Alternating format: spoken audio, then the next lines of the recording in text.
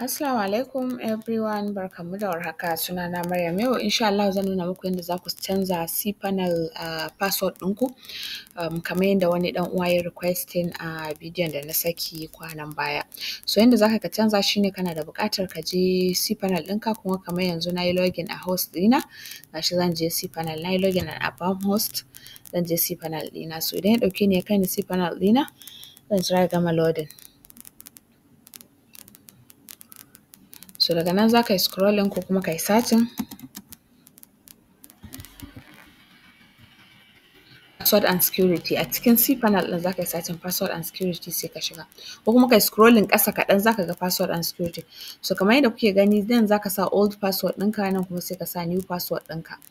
Sai ka ƙara sa new password sai ka yi wannan ka yi saving. Da ka yi saving insha Allahu idan ka yi zo ka yi login da wancan old password ɗin za ka ga bai shiga ba, sai new password ɗin shi ne ya shiga.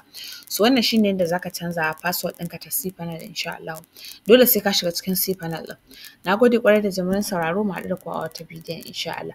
Amma kar ku manta ku riƙa purchasing hosting ɗinku a Abam host.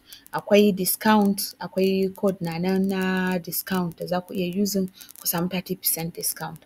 Na gode ƙwarai, mu haɗu da ku a wata bidiyon insha Allah.